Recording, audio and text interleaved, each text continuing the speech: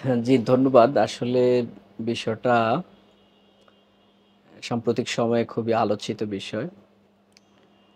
প্রথমত ৫ই আগস্টের পরে একটা পরিবর্তিত পরিস্থিতিতে ঢাকা দক্ষিণ সিটির মেয়রের বিষয়টা যেভাবে আমরা দেখছি একটার পর একটা বিষয়, সেটা হলো শুরুতে কিন্তু ইসরাক সাহেব আদালতের কাছে গিয়েছেন নির্বাচনের ফলাফল বাতিলের জন্য।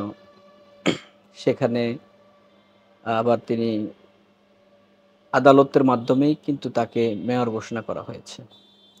কিছুটা আইনগত ব্যত্যয় থাকতেও পারে বা না থাকলেও সেটা বিষয় না। আদালত তো তাকে মেয়র ঘোষণা করেছে। পরবর্তীতে সেটা আবার হাইকোর্টে চলে যায়, হাইকোর্ট থেকে আপিল বিভাগে চলে যায় একটা বিষয়।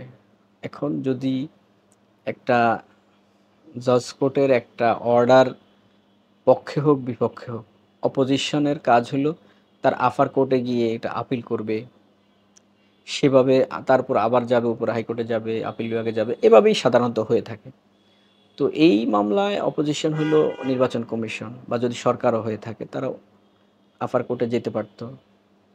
সাধারণত সরকারি যেকোনো স্বার্থ সংশ্লিষ্ট বিষয়গুলো হয় কি, নিম্ন আদালত যদি সরকারের বিপক্ষে কোনো অর্ডার করে, রায় দেয়, জাজমেন্ট হয়, সাধারণত নিয়ম হলো উচ্চ আদালতে গিয়ে চূড়ান্তভাবে নিষ্পত্তির জন্য সরকার চেষ্টা করে। এক্ষেত্রে সরকার যায় নাই সেভাবে বলতে গেলে। তো অন্য পক্ষ থেকে থার্ড পার্টি থেকেই হাইকোর্টে যাওয়া হয়েছে। তো আমরা এগুলো সব দেখেছি কি হলো, কেন হলো। ইসি কিন্তু একটা গেজেটও প্রকাশ করেছে। গেজেট প্রকাশের যে সময়সীমা শপথ পড়ানোর সেটাও কিন্তু শেষ হয়ে গেছে। ইতিমধ্যে ঢাকা দক্ষিণ সিটি কর্পোরেশনের যে মেয়াদ সেটাও শেষ হয়ে গেছে। এখন আসলে এখানে এক ধরনের সমন্বয়হীনতা ছিল। এখানে আইনকে যতটা না গুরুত্ব দেওয়ার কথা ছিল, প্রত্যেকটা পক্ষই নির্বাচন কমিশন, সরকার বা অন্য পক্ষ সবাই আইনের ধারাবাহিকতার চেয়ে নিজেদের পছন্দ অপছন্দ প্রভাবটা দিয়েই কিন্তু এগিয়ে যেতে চেয়েছেন। প্রভাব দিয়ে কেউ বসে যেতে চাচ্ছেন, প্রভাব দিয়ে কেউ শপথ আটকে রাখতে চাচ্ছেন, প্রভাব দিয়েই বাইপাস করতে চাচ্ছেন। আইনের মধ্যে থাকলে কিন্তু এত কিছু হওয়ার কথা ছিল না। আপনি দেখুন, জনাব ইশাক সাহেব তো আজকে যে আন্দোলন করতেছেন, তো আদালত তাকে মেয়র ঘোষণা করেছেন, নির্বাচন কমিশন গেজেট দিয়েছেন, হাইকোর্ট আপিল বিভাগের আদেশগুলা পর্যালোচনাগুলা গেলে কিন্তু তার এগেনিস্টে কথা নাই। তিনি আজকে যেই আন্দোলন করছেন, মানুষকে কষ্ট দিচ্ছেন বা সেবা বঞ্চিত করছেন, সেই বিষয়ে আমাদের আলাদা কথা থাকতে পারে। কিন্তু উনাকে তো কোর্টে অর্ডারে তিনি মেয়র হলেন বা হাইকোর্টের পক্ষ থেকে তাকে বলা হলো যে নির্বাচন কমিশনকে বলা হলো, শপথের বিষয়ে কথা হলো। কিন্তু সরকার কেন তাকে শপথটা পড়ালেন না? এখন সরকারের বক্তব্য হচ্ছে যে এখানে মেয়াদ শেষ হয়ে গেছে বা তো সরকার সেটা স্পষ্ট করে বলুক যে মেয়াদ শেষ, আমি আপনাকে শপথ পড়াতে পারবো না। প্রয়োজনে সরকার নতুন নির্বাচন ঘোষণা দিবে, নতুন তফসিল ঘোষণা করবে। এক ধরনের হাইড অ্যান্ড সিক, এক ধরনের এই লুকোচুরি কেন? স্পষ্ট করে সরকারকে বলতে হবে। এখন আপনি মেয়াদ যদি শেষ হয়ে যায়, ওকে ডান মেয়াদ শেষ। তাহলে আপনি মেয়াদের বিষয়ে স্পষ্ট ঘোষণা দেন।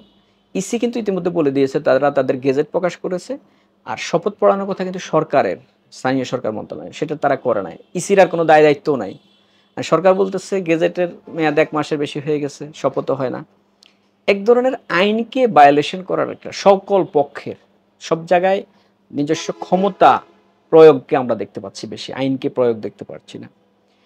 আসি সর্বশেষ যেটায় যে ইশরাক সাহেব নিজে ওখানে বসেছেন, মাননীয় মেয়র ব্যবহার করছেন শপথ ছাড়াই। আপনার আমার অনেকের কাছে এটা খুব বাজে দৃষ্টান্ত মনে হচ্ছে, খারাপ লাগতেছে। বা মেয়াদ তো শেষ, উনি আসলে এখন এগুলা করে কি করতেছেন? মানুষ সবার মধ্যে এক ধরনের প্রতিক্রিয়া করতেছেন। আমার কাছে একটা জিনিস আজকে হঠাৎ করে মনে হলো যে ইশরাক সাহেব যে এই কাজগুলা করতেছেন, নগরবাসীকে কষ্ট দিচ্ছেন, সেবা বঞ্চিত বা সরকারের সাথে একটা গ্যাপ তৈরি হচ্ছে, ছাত্র প্রতিনিধি বা এদের মধ্যে যে একটা ইয়ে হচ্ছে, এটা কি আসলে জনাব তারেক রহমান সাহেবের অনুমতিক্রমে হচ্ছে কিনা? যে তুমি এভাবেই করো। নাকি তাকে ভায়োলেশন করে বা তার অনুমতি ছাড়া ইশরাক সাহেব নিজে করতেছেন? এটা একটা প্রশ্ন অ্যারাইজ করছে। যদি তারেক রহমান সাহেবের সায় থাকে, অনুমতি থাকে, তাহলে আপনি তো শুধু ইশরাক সাহেবকে দোষ দিলে হবে না। ইশরাক সাহেব নেতার অনুমতি নিয়ে, দলের অনুমতি নিয়ে এই সব কিছু করতেছেন। তাইলে এই ঘটনা যদি কোনো নেতিবাচক প্রভাব থাকে, দায় থাকে, সমালোচনা থাকে, তাহলে সেটা দলের দিকেও যাবে, নেতার দিকেও যাবে। আর যদি জনাব ভারপ্রাপ্ত চেয়ারম্যান মহোদয়ের কোনো অনুমতি বা জিজ্ঞাসা বা কোনো ছাড়াই এরকম হয়ে থাকে, তাহলে আজকে যে উনি বসে যাচ্ছেন, একটা দলও তো এখানে এক ধরনের হাস্যরসের শিকার হচ্ছেন। দলেরও তো একটা সুনাম সুখ্যাতি নষ্ট হচ্ছে।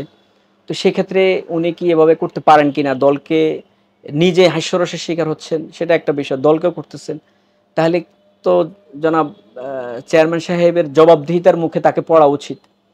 এখন অনুমতি থাকলে দায় দলের এবং সকল হওয়া উচিত, শুধু ইশরাক সাহেবকে বকাঝকা করলে তো হবে না। আর আসলে আমি শুরুতে বলেছি, আইনকে ফলো করার চেয়ে এখানে প্রভাব বিস্তারের বিষয়টা সব পক্ষ থেকেই আসছে। কারণ যেই আদালতে ইশরাক সাহেবকে মেয়র ঘোষণা করেছেন, ওখানে আইনের মামলার আর্জি, পরবর্তীতে অ্যাফিডেভিটগুলা, পরবর্তীতে এই দরখাস্তগুলা সবকিছু মিলে এক ধরনের আইনের যথাযথ প্রয়োগ খুব আমরা লক্ষ্য করি নাই। ওনারা চেয়েছে নির্বাচন বাতিল করা হোক, কিন্তু আদালত দিয়ে দিয়েছেন, ওনাকে মেয়র ঘোষণা করে দিয়েছেন। তো যদি নির্বাচন বাতিল হয়ে যায়, রেজাল্টে বাতিল হয়ে যায়, তাহলে পুনর্নির্বাচন হবে। নতুন আরেকজনকে তো মেয়র ঘোষণার কথা না। এই আইনের ব্যত্যয় ঘটেছে। এখানে আসলে মূল প্রবলেমটা হচ্ছে চট্টগ্রামের মেয়রটাকে নিয়ে। অনেকটা কাছাকাছি টাইপের চট্টগ্রাম মেয়রটা, ওভাবে সরকার সব সিটি কর্পোরেশন, সব পৌরসভা, ইউনিয়ন সব যদি বাতিল করে দেয়, তাহলে ওই চট্টগ্রামের সেটাও তো বাতিল। তাহলে আপনি কিভাবে আরেকজনকে জনাব সাদাত সাহেবকে সেখানে কিন্তু পারফর্ম করতেছেন, কিন্তু ঢাকায় আপনি আবার পারফর্ম করতে দিচ্ছেন না। সরকারের মধ্যেই তো এক ধরনের দ্বৈত কন্ডিশন দেখা যাচ্ছে। তো আসলে এখানেও ওখানে চট্টগ্রামের মেয়রের আবার একটু মেয়াদ আছে, ঢাকার মেয়রের মেয়াদ নাই। এই কথাগুলো সরকার বলতে চাচ্ছে। তো আমি মনে করি ব্যক্তিগতভাবে যে এই যে এক ধরনের আইনকে নিজের ক্ষমতা দিয়ে সবাই সবার মতো করে ব্যবহার করা, এক জায়গায় একরকম আইন, আরেক জায়গায় নিজের আইনকে নিজেই পল্টি মারা।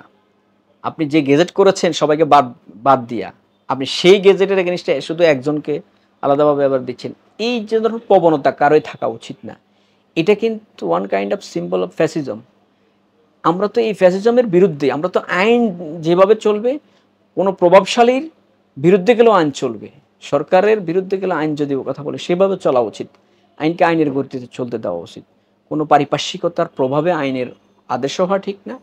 আবার আইনকে সবাই শ্রদ্ধা করা উচিত, যে কোনো হেনতেনভাবে ভায়োলেশন করা ঠিক না।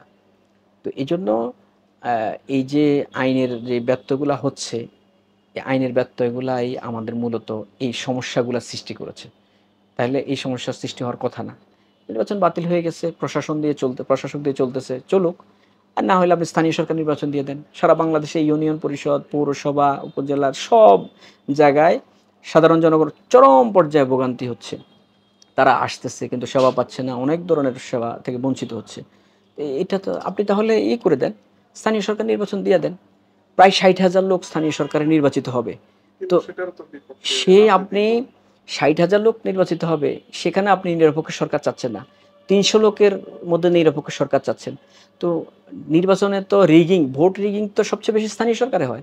সেখানে তো খুব ভালো মানুষ নির্বাচিত হইতে হইলে, দলীয় প্রভাবের বাহিরে কোনো সৎ ভালো মানুষ নির্বাচিত হইতে হলে আপনাকে নিরপেক্ষ সরকারের অধীনেই স্থানীয় সরকার নির্বাচনটা আপনাকে দিতে হবে।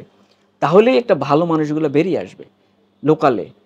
এইজন্য আমরা এই সমস্যা থেকে সমাধানের জন্য আমি মনে করি স্থানীয় সরকার নির্বাচন নিরপেক্ষ সরকারের অধীনে দেওয়াটাই উত্তম হবে।